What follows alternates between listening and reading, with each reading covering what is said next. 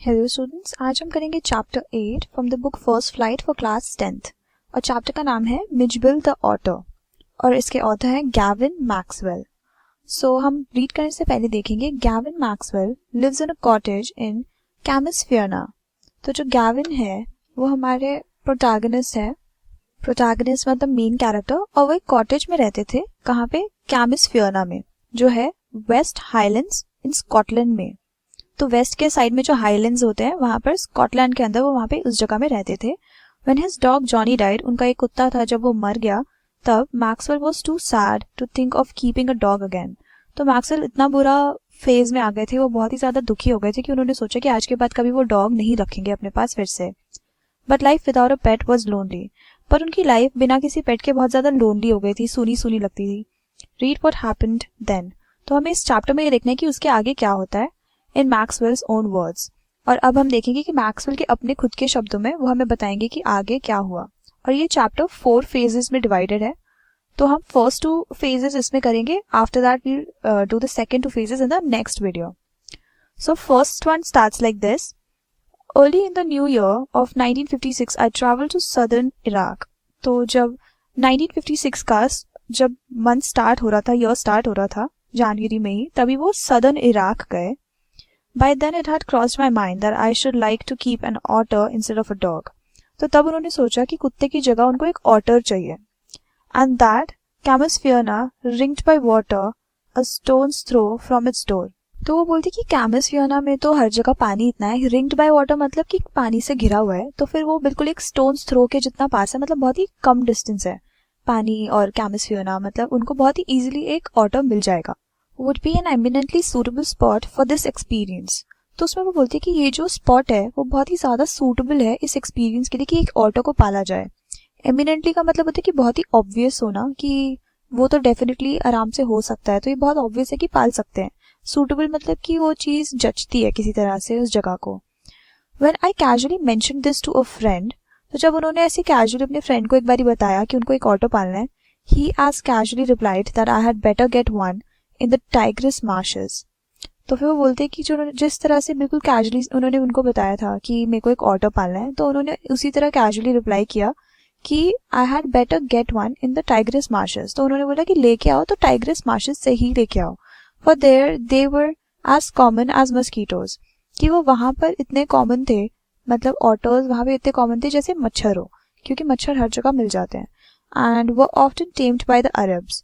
और जो अरब लोग होते हैं वो उनको टेम करते थे। टेम करना मतलब उनको चीजें सिखाना, उनको हैबिट्स सिखाना, कि जैसे हम एक डॉग को बोलते हैं कि अपना पॉ आगे करो तो फिर वो पॉ आगे करते हैं, तो वैसे टेम करना कि एक एनिमल को अपनी तरह से रहना सहना सिखाना कि this is how you have to live, मतलब उनको हैबिट्स सिखाना। We were going to Basra to the consulate general to collect and answer a mail from Europe. तो वो लोग बास्ट्रा जा रहे होते हैं अपने कॉन्सुलेट जनरल के पास, सो दैट वो अपना मेल कलेक्ट कर सके यूरोप से आया हुआ। At the consulate general we found that my friend's mail had arrived but that mine had not. तो वहां जाके उनको पता चलता है कि उनके फ्रेंड का मेल तो आ गया बट उनका खुद का मेल नहीं आया होता। I cabled to England and when 3 days later nothing had happened I tried to telephone. तो केबल्ड का मीनिंग यहाँ पे है कि टेलीग्राफ भेजना। तो वो पहले टेलीग्राफ भेजते हैं इंग्लैंड में, पर फिर 3 दिन बाद भी वो देखते हैं कि कुछ हो ही नहीं रहा है, कोई उनका मेल्स वगैरह नहीं आ रहा है, तो फिर वो कॉल करने की कोशिश करते हैं, टेलीफोन करने की कोशिश करते हैं। The call had to be booked 24 hours in advance. तो जो कॉल भी करना होता था तो वो 24 hours पहले बताना पड़ता था, बुक करना पड़ता था कि उनको कॉल करना है। On the first day the line was out of order. तो पहले दिन लाइन जो होती है वो आउट ऑफ ऑर्डर होती है, कि मतलब वो लग ही नहीं रहा call. On the second the exchange was close for a religious holiday. और फिर दूसरे दिन एक्सचेंज नहीं हो रहा था कुछ भी, क्योंकि उस दिन एक रिलीजियस हॉलीडे था। On the third day there was another breakdown. और तीसरे दिन कुछ ब्रेकडाउन हो गया था अलग ही, मतलब कुछ खराबी आ गई थी। My friend left. तो उनके जो फ्रेंड थे वो चले गए। And I arrange to meet him in a week's time. और उन्होंने अरेंज किया कि उनसे वो वीक में एक बार ही मिलेंगे। 5 days later my mail arrived. तो फिर 5 दिन बाद उनका मेल फाइनली आ जाता है। I carried it to my bedroom to read. और वो फाइनली अपने बेडरूम में लेके जाते हैं रीड करने के लिए मेल को। And there squatting on the floor. और फिर वहां पे वो बैठते हैं फ्लोर के ऊपर। स्क्वाटिंग मतलब बैठना। वर 2 अरब्स। तो वो देखते हैं कि वहां पे 2 अरब्स हैं। Besides them lay a sack that squirmed from time to time. और उसके साइड में वो देखते हैं कि एक सैक पड़ा है और उसके बाद वहाँ पे वो स्क्वर्म हो रहा है। स्क्वर्म का मीनिंग होता है ट्विस्टेड अबाउट, कि वो जो सैक है वो हिल रहा है, बाइबरी ऐसे लोटपोट हो रहा है। They handed me a note from my friend. तो उन्होंने उनको एक नोट पकड़ाया जो उनको फ्रेंड ने भेजा था, एक्चुअली दिया था, बट वो थे नहीं तो उन्होंने उनको नोट दे दिया। Here is your otter. तो उनके फ्रेंड ने उनके नोट में लिखा था here is your otter.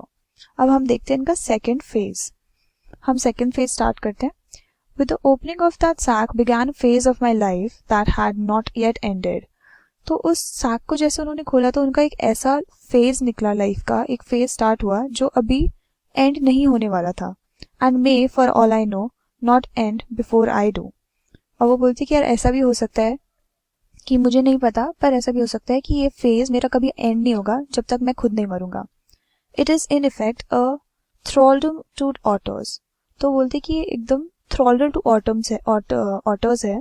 thraldom क्या होता है? Old fashioned being under the control of. तो वो बोलते हैं बेसिकली कि वो ऑटर्स के कंट्रोल में आ गए थे किसी तरह से। एंड ऑटो फिक्सेशन, कि वो इतना ऑब्सेस्ड हो गए थे ऑटो से। फिक्सेशन होता है कि किसी चीज के बारे में बहुत ज्यादा ही सोचना, ऑब्सेस हो जाना, उसके बारे में सोचना इतना ज्यादा कि हेल्दी नहीं रहे वो एक पॉइंट पे। That I have since found to be shared by most other people who have ever owned one. तो उनको फाइनली लगता है कि अब वो उन लोगों में से एक बन चुके हैं कि जो लोग ऑटो पालते हैं, क्योंकि उन्हें हमेशा ही ऑटोज में थोड़ा सा इंटरेस्ट रहा करता था और अब वो उन लोगों में आ गए हैं जो हमेशा से इंटरेस्ट रखते हैं। The creature that emerged from the sack onto the spacious tiled floor of the consulate bedroom resembled most of all a very small, medievally conceived dragon. तो वो बोलते कि जो क्रीचर उसमें से निकला, मतलब जो ये लिविंग बीइंग उसमें से निकला, जो सैक में से, बोरी में से निकला, वो स्पेशियस टाइल में बैठता है, मतलब निकलता है। स्पेशियस मतलब बहुत जगह है वहाँ पे, टाइल्ड मतलब कि वहाँ पे टाइल्स लगी हुई है फ्लोर पे।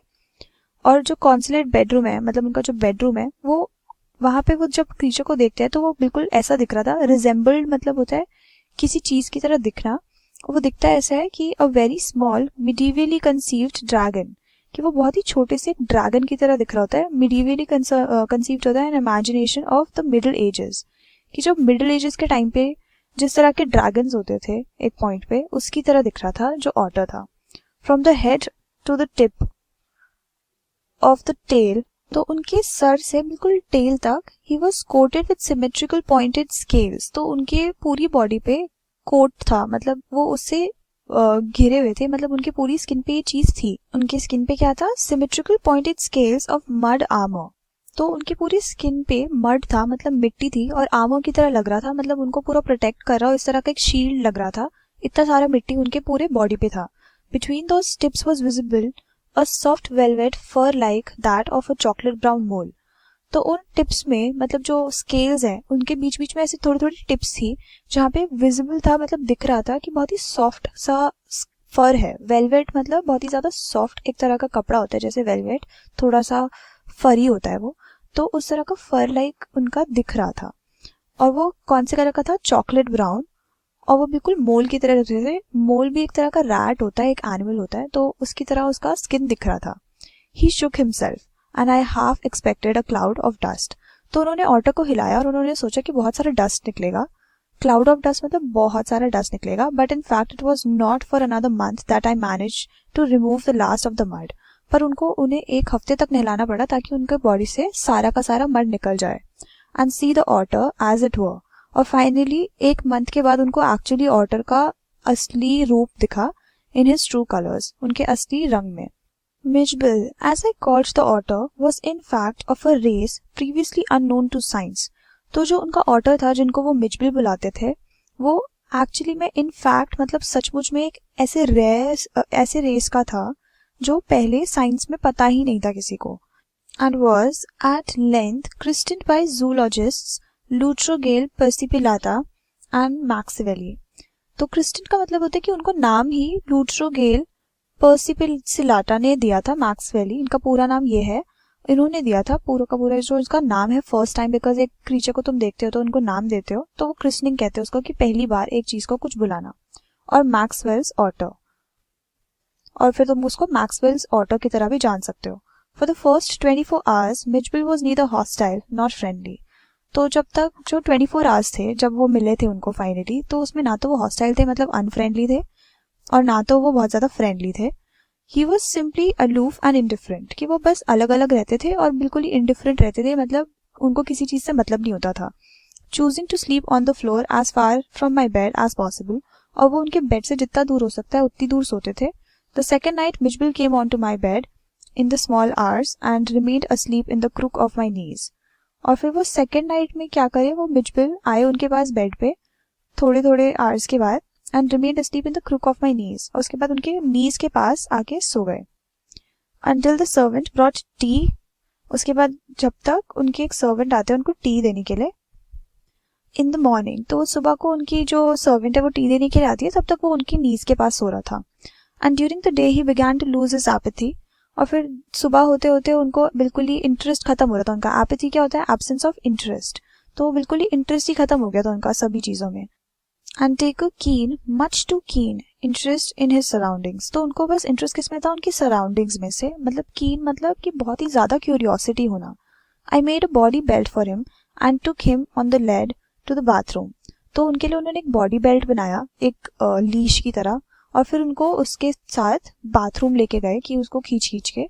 Where for half an hour he went wild with joy in the water, तो उन्होंने पानी देखा, मतलब जो उनका ऑटर है उसने पानी देखा तो वो पागल हो गया खुशी से। Plunging and rolling in it, तो वो ऐसे रोल करने लग गया पानी के अंदर, उसके बाद अंदर ऐसे अपना मुंह डालने लग गया। Shooting up and down the length of the bathtub under water, तो पानी के अंदर घुस के जो बाथटब का लेंथ था उसी में ऊपर और नीचे अपना सर बाहर निकाल रहा था। And making enough slosh and splash for a hippo, और वो इतना ज़्यादा हिल रहा था कि बहुत ज़्यादा पानी यहाँ वहाँ उछल रहा था। मतलब स्प्लैश होना मतलब यहाँ से वहाँ उछलना, बिल्कुल ऐसा लग रहा था जैसे कि एक हिप्पो अंदर बैठा है और उसने पानी यहाँ वहाँ बिखेर रहा है। This I was to learn is a characteristics of otters, तो उन्होंने पहली बार जाना कि ये एक कैरेक्टरिस्टिक है ऑटर का, मतलब ऑटर्स ऐसी हरकतें करते हैं।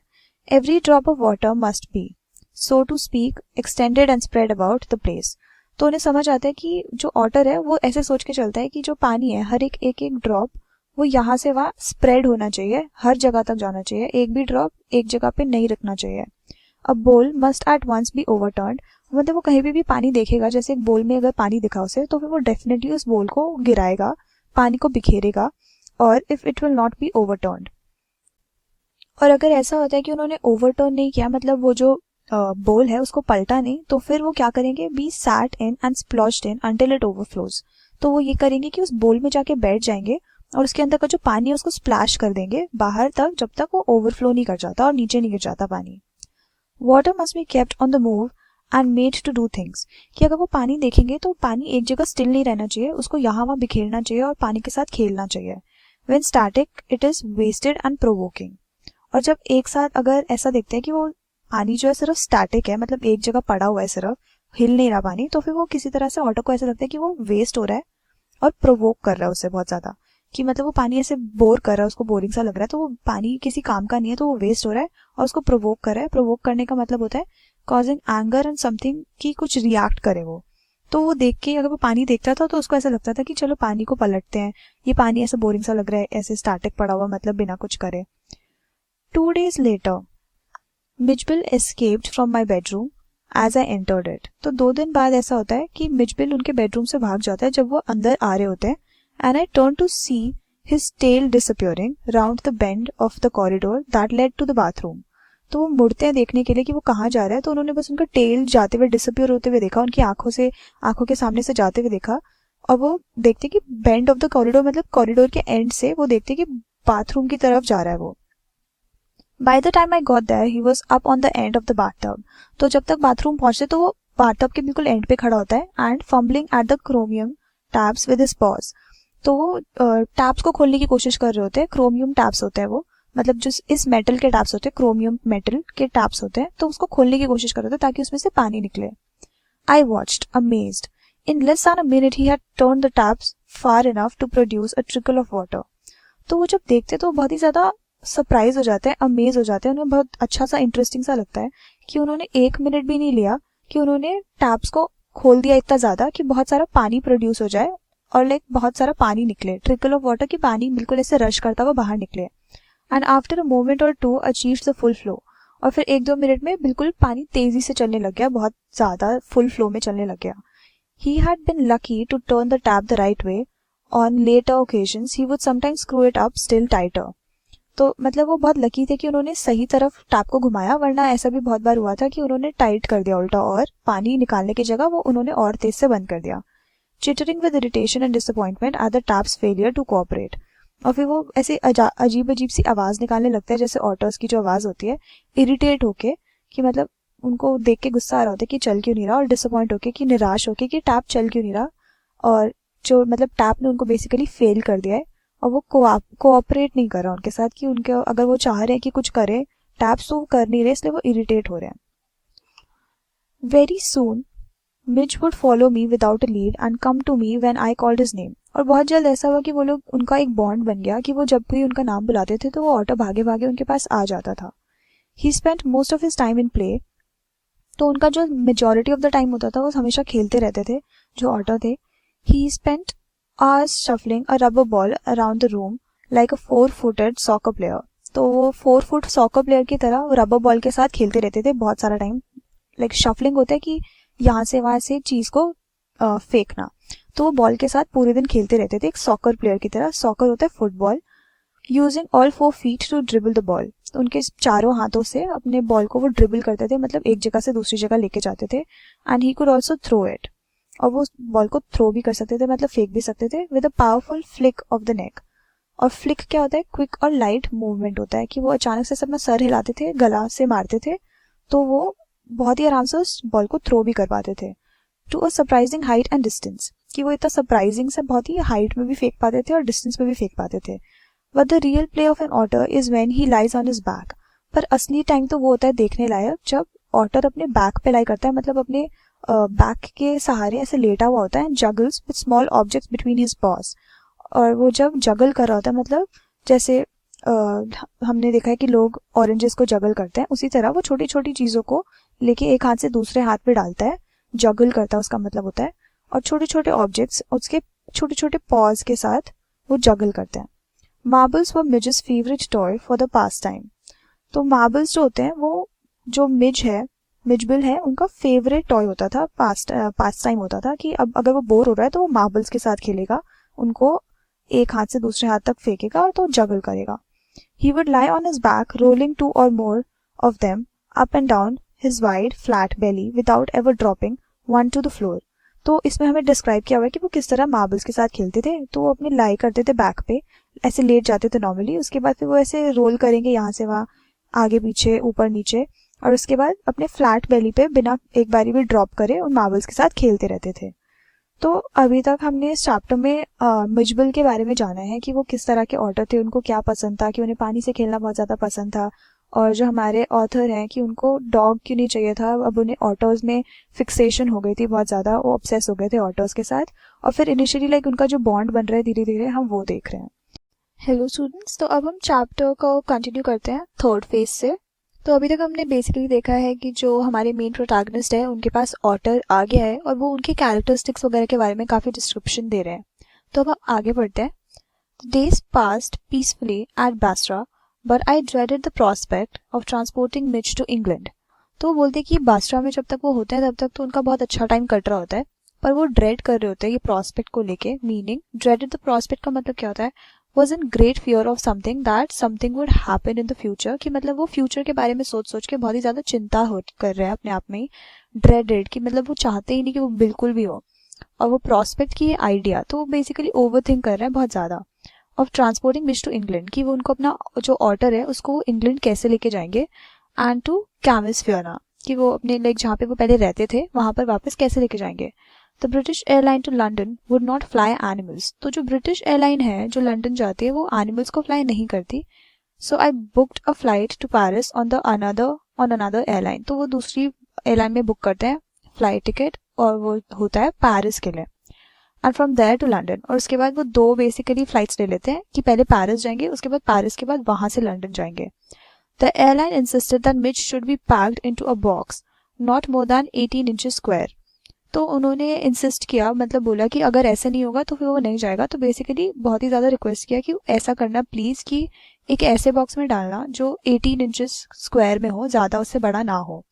To be carried on the floor at my feet, so that उनको वो फ्लोर पे ही कैरी कर पाए, कि वो ऐसे लाइक उसको घसीट घसीट के लेके जा सके बॉक्स को, और it's put it on a trolley.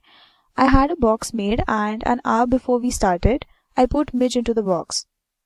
तो वो उन्होंने बॉक्स बनवा लिया अपना 18 इंचेस वाला, और उसके बाद फिर उन्होंने मिज को ऑलरेडी 1 घंटे पहले उस बॉक्स में डाल दिया, सो दैट वो यूज टू हो जाए, so that he would become accustomed to it, so that कि वो उनको आदत पड़ जाए. अकस्टम मतलब कि आदत पड़ जाना, कंफर्टेबल हो जाना.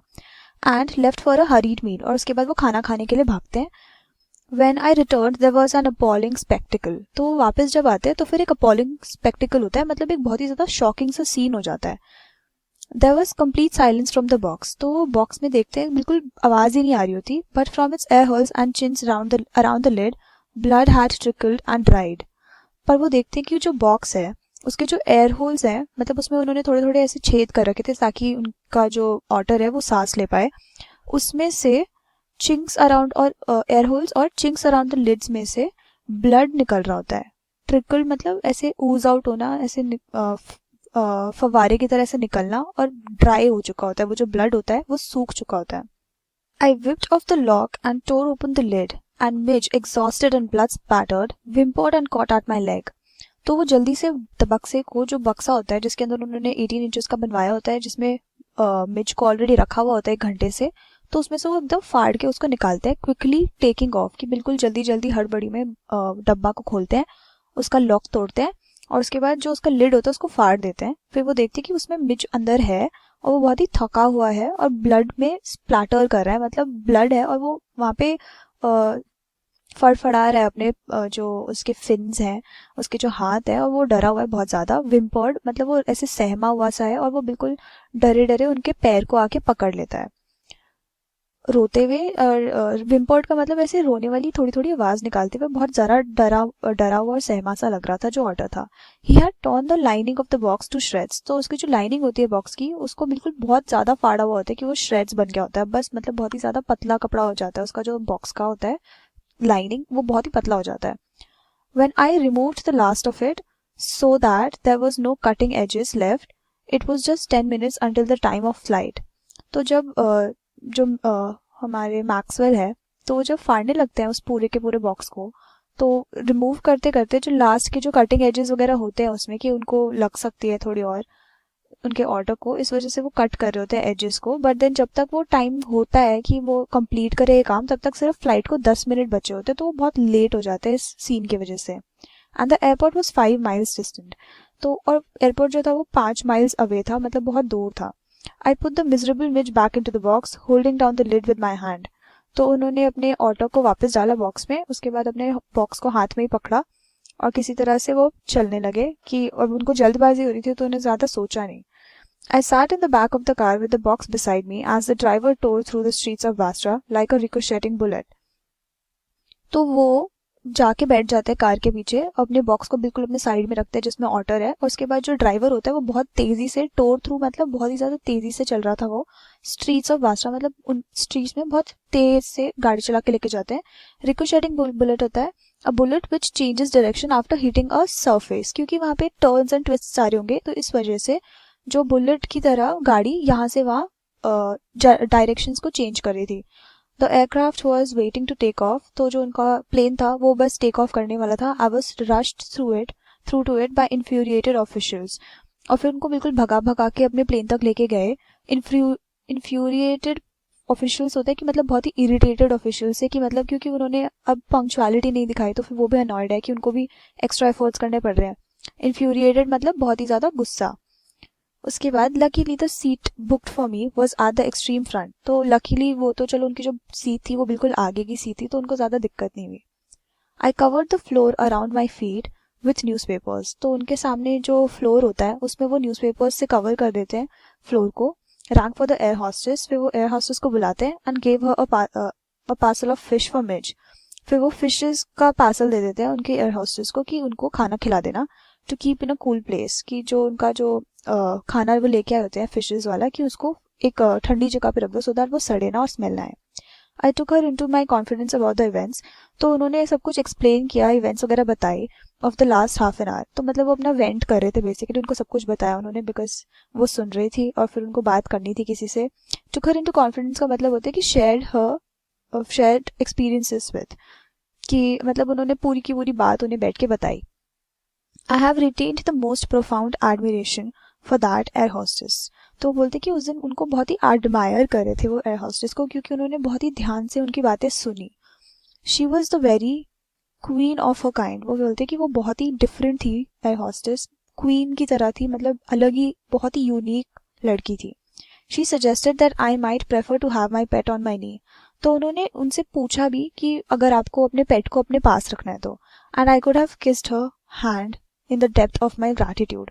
और वो इतना खुश हो गए थे कि उन्होंने बोला कि मैं उनका हाथ चूमना चाहता था। But not knowing otters I was quite अनप्रिपेयर्ड for what followed.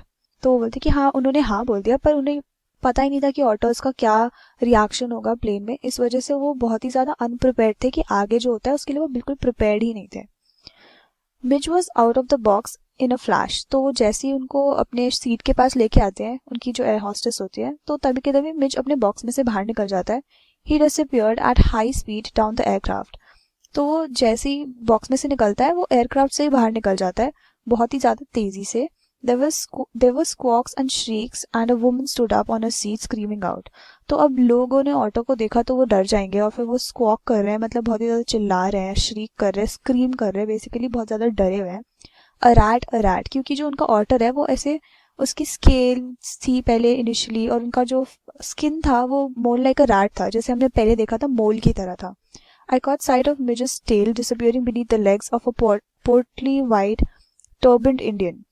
तो उन्होंने ऐसे ना अपने जो ऑटर का पूंछ देखा कि वो गायब हो रहा है फिर से, और वो देखते हैं बीनीथ द लेग्स, वो किसी एक इंडियन आदमी के जिन्होंने टर्बन पहनी हुई है उनके पैरों के बीच में से वो जा रहा है। Diving for it I missed but found my face covered in करी। तो वो जैसे ही पूंछ देखते हैं तो उनको पकड़ने के लिए ऐसे कूदने लगते हैं, तो डाइव करते हैं, मतलब बहुत तेज से कूदते हैं, पर वो मिस कर जाते हैं, वो पकड़ नहीं पाते ऑटो को। पर होता यह है कि उनके फेस पे पूरा करी लग जाता है, मतलब ग्रेवी लग जाता है, जो भी वो इंडियन टर्बन मैन खा रहा था, मतलब जिस बंदे ने, जो इंडियन इंसान था जिन्होंने टर्बन पहनी थी, वो जो भी करी खा रहा था वो उनके सारा फेस पे लग जाता है। Perhaps, said the air hostess with the most charming smile। तो वो बोलती है कि एयर हॉस्टेस बोलती है इसे perhaps, कि वो कुछ सजेस्ट करने वाली है, और बहुत ही स्माइल करती है अच्छे से, बहुत चार्मिंग सी स्माइल होती है, बहुत सुंदर सी स्माइल होती है। It would be better if you resumed your seat and I will find the animal and bring it to you.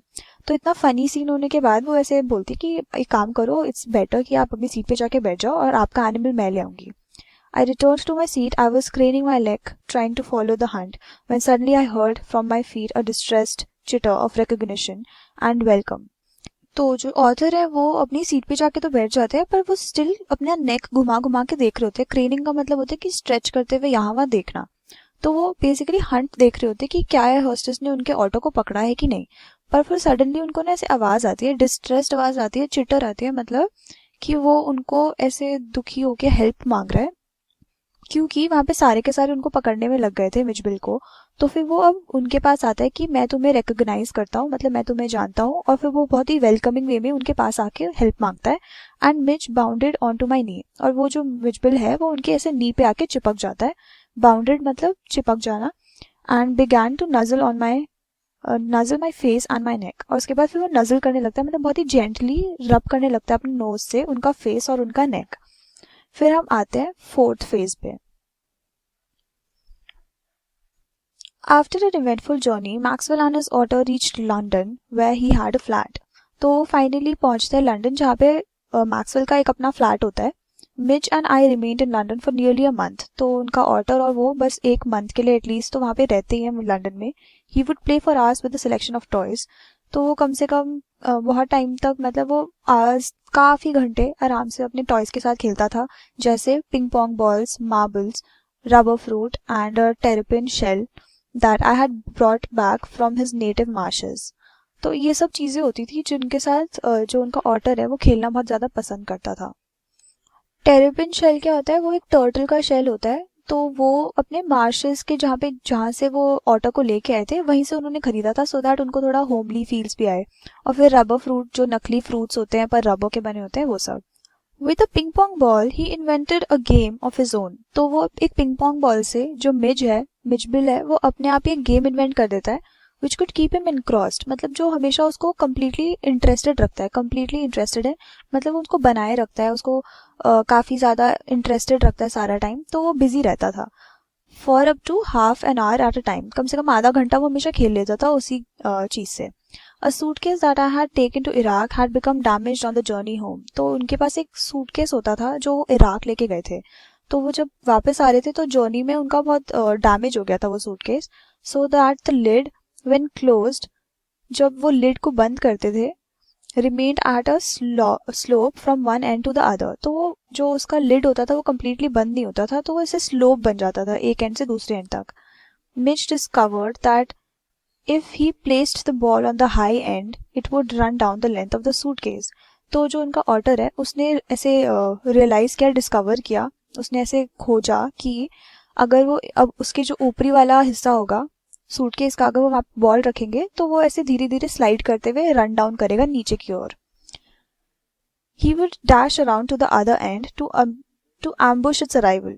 तो वो क्या करेंगे, पहले उसको ऊपर रखेंगे, ऊपर वाले लेंथ में रखेंगे सूटकेस के, फिर वो ऐसे रोल डाउन होते हुए नीचे जाएगा, तो फिर वो उसको एम्बुश करेंगे उसके अराइवल पे, मतलब उसको रोकेंगे। एम्बुश का मतलब क्या होता है, अटैक करना suddenly from a hidden position, कि जैसे वो बॉल को तो पता ही नहीं कि वो आके उनको रोक देंगे type. Hide from it crouching to spring up and take it by surprise. तो उनको पता नहीं है कि वो जो बॉल है वो उनका फ्रेंड नहीं है, बट वो उनको सरप्राइज करना चाहते हैं उस बॉल को। तो उससे पहले वो छुपते हैं, उसके बाद ऐसे क्राउच करते हैं, मतलब ऐसे झुक झुक के उसके पास बहुत ही हाइड करते हुए निकलते हैं, उसके पास जाते हैं और फिर अचानक से उसके ऊपर कूद जाते हैं। स्प्रिंग अप मतलब उसको धप्पा कर देना kind of, and take it by surprise, कि उसको फिर चौंका देते हैं। Grab it and trot off with it to the high and once more. फिर उसको पकड़ने के बाद वो वापस ऐसे ट्रॉट ऑफ मतलब चल चल के भाग भाग के जाते हैं दूसरे वाले हाई एंड तक फिर से। Outside the house I exercised him on a lead. तो वो हमेशा उसको बाहर लेके जाते थे मिच को, कि उसको एक्सरसाइज करा सके, उनको थोड़ी फुर्ती आए। और वो एक लीड पे लेके जाते थे उनको, मतलब एक जैसे डॉगी को ऐसे बांध के लेके जाया जाता है वैसे ही, precisely as if he had been a dog, बिल्कुल उसी तरह जैसे एक डॉग को लेके जाते थे वो पहले कभी, जब क्योंकि उनके पास पहले डॉग भी था। Mitch quickly developed certain compulsive habits on these walks in the London streets. तो उन्होंने बहुत जल्दी ना ऐसे हैबिट्स बना ली। कंपल्सिव हैबिट्स क्या होती है, हैबिट्स इम्पॉसिबल टू कंट्रोल, कि इस तरह की हैबिट्स की अब तुम कुछ कर ही नहीं सकते, वो करेगा तो वो करेगा, बहुत ही ज्यादा उनको टेम नहीं करा जा सकता, कि उनको रोका नहीं जा सकता। उस तरह की हैबिट्स उसने बना ली थी मिच ने। Like the ritual of children who on their way to and from school must place their feet squarely on the center of each paving block. तो छोटे बच्चों की तरह उन्होंने ऐसी ऐसी आदतें बना ली, जैसे कि जैसे अगर कोई ब्लॉक है तो हमेशा उस ब्लॉक के वो बीच में ही पैर रखेंगे, उसके एजेस पे पैर नहीं रखेंगे। Must touch every seventh upright of the iron railing. और फिर हमेशा उनको ये होता था कि सेवेंथ अपराइट जो आयरन रेलिंग होगी उसको वो छुएंगे। और pass to the outside of every second lamp post. और फिर वो पास करेंगे हमेशा आउटसाइड की तरफ से, कि जो सेकेंड लैम्प पोस्ट होगा। Opposite to my flat was a single storied primary school. तो उनके फ्लैट के बिल्कुल आमने सामने, ऑपोजिट उसके बिल्कुल उल्टे वाली साथ वाली साइड में एक फ्लैट हुआ करता था जो एक सिंगल स्टोरीड प्राइमरी स्कूल बन गया था, कि मतलब एक छोटा सा एक ही लेवल वाला, मतलब उसके ऊपर कुछ नहीं था, बस एक ही लेवल वाला घर था, कि उसमें कोई फर्स्ट फ्लोर सेकंड फ्लोर नहीं था, वो एक प्राइमरी स्कूल था। Along whose frontage ran a low wall some 2 feet high। तो उसके बिल्कुल सामने ना एक लो सी छोटी सी वॉल थी, ज्यादा लंबी वॉल नहीं थी, जो सिर्फ 2 feet की थी। On his way home but never on his way out Mitch would tug me to this wall. तो जब वो वापस घर आते थे ना तो हमेशा वो ऐसे कुछ करते थे कि उनको टग करेंगे वॉल के साथ, पर वो कभी भी ये हरकत नहीं करते थे जब वो जा रहे होते थे, तब नहीं करेंगे, तब वो करेंगे कि जब वो वापस घर आ रहे होंगे उसी टाइम पे वो ऐसे कुछ करते थे। Mitch would tug me to the wall, jump onto it and gallop the full length of its 30 yards। तो वो उनको ऐसे बोलेंगे, उनको खींच खींच के लेके जाएंगे, टग मतलब खींचना, कि वो वॉल के पास लेके जाएंगे, उसके बाद उसके ऊपर जंप करेंगे और उसके बाद Gallup the full length of its 30 yards। तो वो 30 yards की जो वॉल थी उसके ऊपर वो कूदते कूदते खेलेंगे, उसको पूरे डिस्टेंस को कवर करेंगे, to the hopeless distraction both of pupils and of staff within. और फिर वो बहुत ही, जो अंदर जितने भी स्टाफ होते थे और स्टूडेंट्स होते थे वो बहुत ज़्यादा डिस्ट्रैक्ट होते थे। होपलेस डिस्ट्रैक्शन मतलब, डिस्ट्रैक्शन क्या होता है, something that takes away one's attention from what one is doing. तो अंदर तो बच्चे पढ़ रहे होते थे, पर हमेशा जो ऑटर था वो वहाँ पे आके अपने ऐसे कूदने लग जाता था, उस पूरे लेंथ पे कूदता था। तो ये बहुत ही होपलेस सा डिस्ट्रैक्शन था, कि उसको रोक भी नहीं सकते, क्योंकि उसकी बहुत कंपल्सिव हैबिट्स थी, ऐसी हैबिट्स थी जो कंट्रोल ही नहीं होंगी, तो वो बॉदर नहीं करते थे उसको। It is not, I suppose, in any way strange that the average Londoner should not recognize an author. तो वो बोलते कि ऐसे कुछ अलग बात नहीं है, मतलब मैं ऐसा सोच रहा हूँ कि आई सपोज शायद in any way strange that an average Londoner should not recognise an otter, कि कोई भी ऐसे एवरेज जो लंडनर होगा वो ऑटर को पता नहीं चलेगा उन्हें कि वो ऑटर है। मतलब एक आदमी अगर एक ऑटर को देखता है तो वो बोलेगा कि ऑटर नहीं है, कुछ चूहा का कुछ अजीब सा तरीका का कुछ एनिमल है। But the variety of guesses as to what kind of animal this might be came as a surprise to me. पर जो लोग उस ऑटो को देख के बोलते थे कि वो और कौन सा एनिमल हो सकता है, तो उनको ये चीज बहुत ज्यादा सरप्राइजिंग लगी। Otters belong to a comparatively small group of animals called mustelines. वो बताते हैं कि जो ऑटर्स हैं वो बेसिकली मस्टलिन्स के लाइन से आते हैं। मस्टलिन एक स्मॉल ग्रुप ऑफ एनिमल होता है, तो उनका ओरिजिन बेसिकली वहां से हुआ था। Shared by the badger, mongoose, weasel, stoat, mink and others. तो ये सारे बाकी एनिमल्स हैं जो उनकी उसी लाइन में आते हैं, ओरिजिन लाइन में आते हैं। I faced a continuous barrage of conjectural questions. अब हमें इसका मीनिंग देखना है। barrage of conjectural questions क्या होता है? A stream of questions filled with guesses. तो बेसिकली उनको ऐसे guesses के साथ बहुत ज़्यादा फेस करना पड़ता था कि उनको कंटिन्यूसली लोग ऐसे आके अपने आप ही guesses बताते रहते थे उनको। barrage of conjectural questions that sprayed all the musclins but the otter. तो वो बाकी सारे musclins जो होते थे सबका नाम ले लेंगे, बट वो otter कभी नहीं बोल पाते थे। मोर रैंडम गेसेस हिट ऑन, और बहुत ही ज्यादा अजीब अजीब से रैंडम, मतलब कुछ भी रैंडमली कुछ भी बोल देते थे वो, कि बेबी सील भी हो सकता है, वो एक स्क्विरल भी हो सकता है, वो जो कि उनका कुछ लेना देना था ही नहीं, बिल्कुल भी रिकॉग्नाइज नहीं कर सकते, तो हम उनको बोल नहीं सकते कि ये दोनों के दोनों फेमिलियर दिखते हैं, कि एक जैसे दिखते हैं। Is that a walrus mister? लोग उनको आगे पूछते थे कि क्या ये वॉलरस है? वॉलरस भी एक ऐसा ही एनिमल होता है। रिड्यूस्ड मी टू गिगल्स, तो वो जब लोग आके उल्टी सीधी बातें करते थे ऐसे, तो वो हंसते थे बहुत ज्यादा उनके मुंह पे। And outside a dog show I heard a hippo, और फिर वो डॉग शो में गए थे तो वहां पे लोगों ने उनसे पूछा कि क्या ये एक हिप्पो है। अ बीवर, अ बियर कब, अ leopard, one apparently that had changed it's spots. तो वो बोलते कि ऐसे अजीब अजीब चीजें, कि किसी ने बोला कि ये बीवर हो सकता है, या तो एक बियर कब हो सकता है, या तो एक लेपर्ड हो सकता है जिसने अपना कलर ही चेंज कर लिया, इसके स्पॉट्स ही गायब हो गए हैं। And brontosaur which was anything but an otter, मतलब कुछ भी एनिमल का नाम ले लेंगे वो, बट ऑटर कोई नहीं बोलता था उसको। But the question for which I awarded highest score came from a labourer digging a hole in the street. पर वो बोलते कि सबसे ज्यादा पॉइंट्स मैं उस आदमी को दूंगा जो एक लेबरर था, जो मुझसे एक बारी क्वेश्चन पूछता है जब वो होल डिग कर रहा था स्ट्रीट में, मतलब एक गड्ढा खोद रहा था। I was still far from him when he laid down his tool. तो जब वो बहुत दूर थे, जब उन्होंने अपना ऐसे टूल साइड में रखा, put his hands on his हिप्स, तो उन्होंने अपने हाथ अपने हिप्स पे रखे, एंड बिगैन टू स्टेयर, और वो बिल्कुल घूरने लगे उस ऑटो को और उनके ओनर को, मतलब जो हमारे ऑथर है। As I drew nearer I saw his expression to surprise, तो जैसे धीरे धीरे उनके पास आते गए तो उनके एक्सप्रेशंस देख देख के वो सरप्राइज हो रहे थे। एंड अफ्रंट, और वो साथ के साथ अफ्रंट भी हो रहे थे। अफ्रंट का मतलब होता है कि ऑफेंड होना, मतलब उनको बहुत इंसल्टिंग सा लग रहा था कि वो उनको ऐसे क्यों दिख रहा है, as though he would have me know that he was not one upon whom to play jokes. और वो इस तरह से देख रहे थे उन्हें कि ऐसा लग रहा था कि वो बोलेंगे कि मेरे साथ मजाक मत करो। आई केम अब्रेस्ट ऑफ हिम, तो वो उनके एकदम सामने जाते हैं। ही स्पैट ग्लैड, तो वो थूकते हैं, उसके बाद उसको देखते हैं बहुत ही गंदी तरह से, एंड देन ग्राउल्ड आउट, और फिर वो चिल्ला के बोलते हैं, here mister, what is that suppose to be. तो वो चिल्ला के बोलते हैं कि ये क्या चीज है, ये क्या चीज होना चाहिए, ये अजीब सा क्रीचर क्या है। तो हम ये देखते कि वो जो लेबरर था वो इतना परेशान हो गया था कि मतलब वो समझ ही नहीं पाया कि वो है क्या, और वो उसको इस चीज से इतना ज्यादा गुस्सा आ गया कि उसको समझ ही नहीं आया कि वो क्रीचर क्या है। तो हमने बेसिकली अभी तक इस पूरे चैप्टर में देखा है कि वो जो ऑथर है हमारे, वो अपने ऑथर से बहुत प्यार करते हैं, उनको वो बहुत ही फैंटेसाइजिंग सा लगता है, बहुत ही इंटरेस्टिंग लगता है, उसकी हरकतें देखना उन्हें बहुत पसंद है, क्योंकि वो बहुत ही क्यूट हरकतें भी करता है, बहुत इंटरेस्टिंग हरकतें भी करता है। और साथ के साथ उनको बहुत डर भी लगता है उसके लिए कभी कभी, जैसे हमने बीच में देखा कि जब उन्होंने ब्लड देखा तो उनको बहुत ज़्यादा डर लगा कि क्या उनका ऑर्डर ठीक है या नहीं, और उन्हें तभी के तभी कोशिश करी उसको बचाने की। तो उनका बहुत ही एक कनेक्शन था, एक बॉन्ड था। सो हमने बेसिकली पूरा डिस्क्रिप्शन देखा है उनके ऑर्डर के बारे में, जैसे कि हमारा टाइटल है मिचबिल द ऑटर, तो हमने उनके पेट के बारे में कम्प्लीटली पूरा का पूरा जान लिया, और साथ के साथ उन्होंने अपनी मेमोरीज वगैरह भी बताई कि उनको ये चीज़ अच्छी लगी, ये चीज़ बुरी लगी।